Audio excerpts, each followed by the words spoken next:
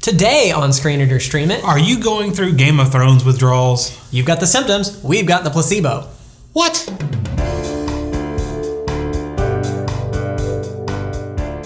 So, years ago, when I was just a wee lad, I sat down to watch some television and I saw an advertisement for this high fantasy show. And I know nothing about it, had never heard of it before, but it involved swords and what looked like possibly sorcery, maybe some dragons and evil things were afoot. And I thought, this is right up my alley. And I made sure that I was there for the first episode. And it had a name. It was a weird name. What was that? It was Was it about the people playing with chairs? Like musical chairs? Yeah, so something like that in the title. Except they occasionally stab someone. Yes. Almost like a game. A game. It was a game of chairs. No. Chair game? No, that wasn't it. Chair. No, it was a fancy chair. Fancy chair. It was a fancy chair. Like a chaise lounge? Possibly. Or like a sofa? A game of sofas? I do believe that was it. Game of sofas. I'm glad you're here to help me out when these things go wrong. But it really changed the landscape of television because, Hollywood or movie studios or television studios, in this case, it was HBO, won't make anything, they don't really want to go out on a limb. But as soon as someone makes something that is a outstanding success, then the floodgates are open and everybody wants one. They all want a piece of that, yep. And unfortunately, Game of Thrones did eventually kind of fold under its own weight and crumble to dust, and we had the last few seasons that were... Well, I think it was an ironic thing, because like so many of the characters got outwitted, backstabbed, and betrayed, they did the same to their audience in the end. I kid, I enjoyed the show. A joke. But when Game of Thrones ended, it seemed like everyone, not just HBO, so, down from Amazon Prime to Netflix to Hulu, and even the, NBC and CBS all went to search for their Game of Thrones. Mm-hmm. And there's all kinds of now fantasy, low fantasy, high fantasy, sci-fi, horror fantasy shows coming out in the near future, and some of them look really interesting, have the possibility of being great and really being the next Game of Thrones. But right now, there are some options available out there for people. Mm-hmm. So if someone just needs that fantasy television fix, what are some streaming options that we have available right now? Well, there's several. If you don't have a preference which one we start with, I would suggest we go with The Dark Crystal, kind of a remake, reboot, or a sequel.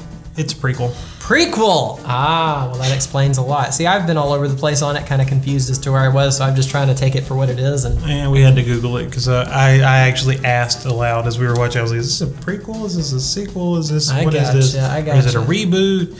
And so it's interesting. It has high praise from critics, and I have all kinds of problems with it. I understand. I love the puppetry. I really do. And I for some reason just assumed it was going to be a big CGI mess, which there's a little CGI mess in some episodes more than others. But I'm really amazed by the puppetry. I do have to say I like that aspect of it. Well, one of the things that I don't like about the show is not necessarily puppetry. I love the puppetry, and I love the original Dark Crystal movie that came out in the 80s, which I know I thought everyone loved it because it came out when I was like 6, 7, 8 years old. And when you're 6, 7, 8 years old and something comes on in the movies and you love it, you just assume everyone else loves it too. I fell asleep. Yeah, and I didn't know other people didn't love this thing. And I realized one of the problems with the show later on in life, or the movie later on in life, was not the puppets, because visually it's amazing, and that's what I loved, was the visuals that were in the show. Sure. But there's not a whole lot of story there, and I'm sure some people that love it are going to be mad and go, oh no, it's this great epic thing, but really it's not. Like, it just doesn't grab you and pull you in, and like you said, you fell asleep on it. But I was real sleepy. But one of my problems with the show is actually the puppetry. Or not necessarily the puppetry itself. It's one set of puppetry, and it's the Gelflings. And which is the centerpiece of the show. So Right. that's a problem. well, so in the original movie when it came out, there were only 2 Gelflings left.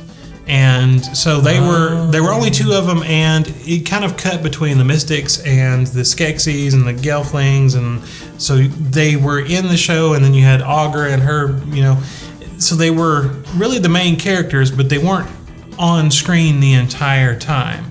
And this Dark Crystal prequel is basically all about the Gelflings, and it's following the Gelflings. And I couldn't figure it out, and I think I finally put my finger on why I don't like them, and I think it's the Uncanny Valley. Because, like, you can have something that looks 100% real, so CGI. If you can make something and it looks like it belongs in the world and it fits, then I will never know it's CGI, and like, I'm fine with it. Right. You can also CGI in something ridiculous and preposterous, and I'm perfectly fine with it. It's when you try to make something that looks, realistic, and it's just slightly off a little bit, that your brain cannot handle it, and it's off-putting to you. Well, so they're Muppets for, for a term, But so, like, the Skeksis are these giant, like, carrion bird things. Right. And they're walking around and speaking, and so there's no problem. My brain has no problem with a giant walking around bird. The Podlings, no problem, because they don't look human. And I have no frame of reference for what they're supposed to be or what they look like. Okay. But the Gelflings have skin tone and features, and they look like mini humans. Now they've got little, exaggerated features. So it almost makes them simultaneously 2 and not human enough. So they fit in that uncanny valley where, like, my brain keeps telling me stuff. The puppetry on them should be better, and I don't think it's that the puppetry is not good. It's that it's not perfect. So when they speak, and the fact that their mouth doesn't form, the syllables, right? Like, it draws my eye to it every time, and it just looks like something flapping.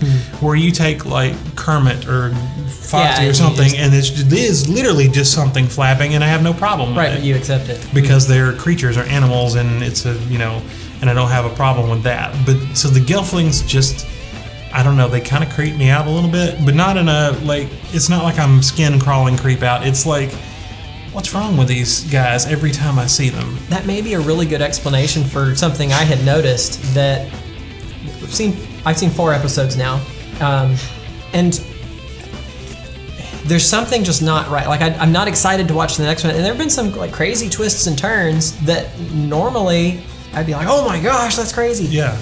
But it's almost like I have some kind of failure to empathize with the Gelflings.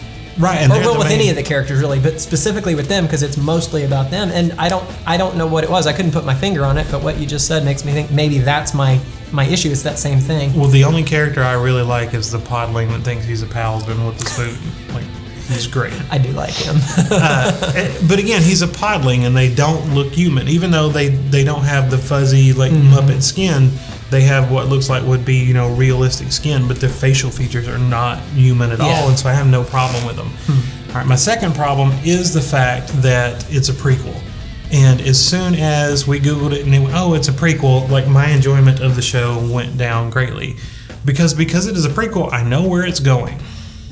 And if they change where it's supposed to be going so that I don't already know how the ending is going to be, then I'm going to be disappointed that they changed something I cared about from my childhood. If it does go exactly where it should end up at, then there's no excitement, nothing to look forward to, because I already knew that was going to happen. And so I have a hard time caring about the show and wanting to continue, just for the fact that, like, well, it's I have a feeling that I'm going to be disappointed in ending either way it happens. But isn't it how the heroes succeed or fail that's interesting, not so much whether they succeed or fail? No, that's true, but again, if you just start adding stuff up, that knocks me down a peg on my enjoyment of the show. I guess there's something to be said for, always knowing how it's going to end is kind of Well, like you said, if you want to be empathetic to these characters, and that character is going to die, or that character is going to be sent away or whatever, then it's harder for you to empathize with them. Out of curiosity, just random side thought, did you have that same problem with the Star Wars prequels, which had a lot of questionable things for other reasons, but as far as the Jedi were concerned? Not the Jedi so much as Anakin. Oh, okay. Because Anakin's going to be Darth Vader. Like the entire time I keep waiting for, okay, what happens to him? Which, again, it's neat to see, well, it would have been neat to see. It had such promise. How he turned into Vader. But at the same time, they're showing you this kid, and they're like, isn't he cute? And you're like, yeah, but he's going to be Darth Vader. And that hurt my empathy for that kid, and you're supposed to feel sorry for him because, his mom, but it Which was sad. It was, but again... Although I called that scene, like, as it was unfolding, I'm like, oh, he's going to kill them all. Yep. Anyway, sorry, we digressed there a little. Well, and then, so I have a problem with, like I said, the puppetry on the Gelflings. Yeah. I almost wish they just had a different design, and I know they can't do that because it's based on the other ones, so they have to look like that. They also look very similar. Like, they changed the hair color on the Gelflings.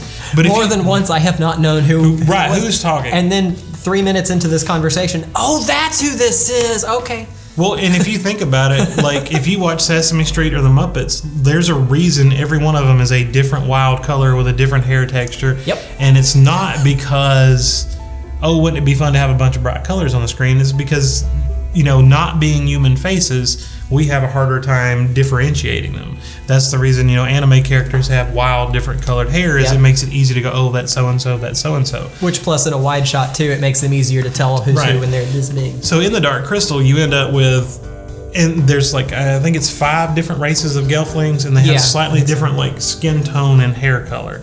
Which I can tell the races apart. Right. But then among the races, they all have the same skin tone and the same hair color and kind of the same facial features. Although I think I just caught on to something they're doing now, because that's another problem I had. They've got like 12 storylines all going in different directions, which that's the Game of Thrones. That can work. I'm not saying it can't. I'm just saying in this case, I don't feel like it is. Because I'm not invested in any one of them quite enough to just be super excited to see what happens next. Right. I mean, the princess lady, I'm kind of interested in what's going on with her. And the one from Underground, I like her too, but Deet, I like her. There are some characters you definitely like more than others. But I think what they're going to do is bring all of those that are different races together, so it's easy to tell them apart. That's actually kind of clever. Okay, I'll give you 1 point for that. But again, that's the Game of Thrones thing, right? That's what Game of Thrones did. Sure. But they also did it better than probably anyone's ever done, that multiple storyline and not tie it all together, but at least a multiple storyline thing. Yeah. Because when Game of Thrones came out, you cared about all those characters or hated the character. Like, you had an emotional investment. You had a reaction.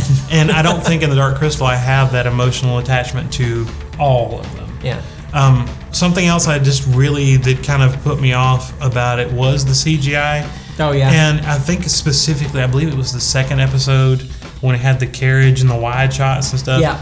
In the third episode, I didn't notice it near as much because it was much more like personal and close up. And so I'm sure there was CGI in there on a bunch of things, but it didn't stand out. And one of the great things about Jim Henson, is the fact that it's all practical effects. And I know they did things that they're just probably wouldn't have looked right practical or were impractical to be practical. Right, it would have been too hard to build. But at the same time, when they threw the CGI in there, it was just kind of CGI. Yeah. Like, and it just, the tongues on the Skeksis, if those aren't CGI, then that's terrible. Like, whatever they did, they need to stop that. I don't know. That never bothered me. Till you pointed it out, and then I looked, but it still doesn't bother me, so I don't know. It's just so weird that it moves, and it's liquid and fluid, and everything else is so rigid, and the tongues are so fluid, and it just... I don't know, that bothers me. Well, I have a final thought, and that's that I don't know what this audience is supposed to be for this show. That was my other complaint. Is it for kids? Is it for adults? I don't know, because it goes between somebody literally, I guess this is much of a spoiler, literally getting tortured and their eyeball eaten out by like this bug. That's not okay for kids. Oh, we've killed our characters. And killed off characters, apparently, and it's like, oh my gosh. And then snot and fart jokes. Right. So I'm not sure. I mean, you'd think I would be the audience for this, because that sounds like it's right up my alley. It's kid friendly enough that I'm not mad, and it's also got the juvenile humor, but I don't know how to take it. So I felt that the movie was for kids, even if it wasn't supposed to be. I felt when it came out that it was puppet, so it was for kids. Right. But I felt like it had a lot of dark elements to it. But I was okay with that. And being in the 80s, all kinds of... I mean, look at the Goonies or anything. Like, there's all kinds of dark elements, and that's fine. Let's scare the kids a little bit. It doesn't hurt you to be scared a little bit. But this... It does, and it flip-flops drastically. So if you're someone who's going to enjoy the darker elements, then you're not going to enjoy the lighter elements, because it's just super dark and super mean, and then all of a sudden it's super silly and stupid, and like you said, it's, fart jokes followed by murder, and it just doesn't... Maybe we're just in the wrong phase of life for this show. I don't know, I really want to like puppets. Well, I'm going to give it a try. I like it enough to keep watching, so... I know better than to give up after 3 episodes. And I did like the 3rd episode better. That's as far as I got. But the first one was second one I was like, ooh, and then the 3rd one was a little better. But yeah. Well, I agree with that. It seems to be better as you keep going, so...